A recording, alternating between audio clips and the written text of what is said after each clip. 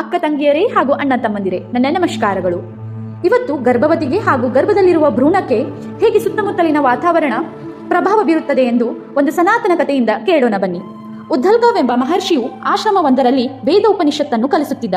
ಬಾಲಕ ಕಹೋಡ ಅಚ್ಚುಮೆಚ್ಚಿನ ವಿದ್ಯಾರ್ಥಿಯಾಗಿದ್ದ. ಹಾಗೆ ಕಾಲ ಕಳೆಯುತ್ತಾ ಮುಂದೊಂದು ದಿನ ಉದ್ದಲ್ಕನು ಕಹೋಡನಿಗೆ ತನ್ನ ಮಗಳಾದ ಸುಜಾತಳನ್ನು ಕೊಟ್ಟು ಮದುವೆ ಮಾಡಿದ. ಸ್ವಲ್ಪ ದಿನದ ನಂತರ ಸುಜಾತ ಗರ್ಭವತಿಯಾದಳು. ಒಂದು ದಿನ ಕಹೋಡ ಮುನಿ ವೇದ ಅಧ್ಯಯನ ಮಾಡುತ್ತಿರುತ್ತಾನೆ. ಆಗ ಸುಜಾತ ಅವನ ಬಳಿ ಕುಳಿತು ಗಮನಿಸುತ್ತಿರುತ್ತಾಳೆ.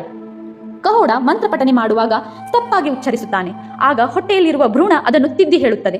ಎರಡನೇ ಬಾರಿಯೂ ಕಹೋಡ ಮಂತ್ರವನ್ನು ತಪ್ಪಾಗಿ ಉಚ್ಚರಿಸುತ್ತಾನೆ. ಭ್ರೂಣ ಆಗಲೂ ಕೂಡ ತಿದ್ದಿ ಹೇಳುತ್ತದೆ. ಹೀಗೆ 8ನೇ ಬಾರಿ ಮಾಡುವಾಗ ಭ್ರೂಣಕ್ಕೆ ಶಾಪವನ್ನು ಕೊಡಲು ಪ್ರಾರಂಭಿಸುತ್ತಾನೆ. ಕಹೋಡನಿಗೆ ಸಿಟ್ಟು ಬಂದು ನೀನು 8 ಭಾಗಗಳು ವಕ್ರವಾಗಿರಲಿ ಎಂದು ಶಪಿಸುತ್ತಾನೆ. ಆ ಶಾಪಗ್ರಸ್ತ ಮಗುವೆ ಅಷ್ಟವಕ್ರ. ಅಷ್ಟವಕ್ರ ಮಹಾನ್ ಜ್ಞಾನಿಯಾಗಿದ್ದ. ಅವನು ಒಬ್ಬ ಸಾಧುವೂ ಹೌದು. ಜನಕ ರಾಜನ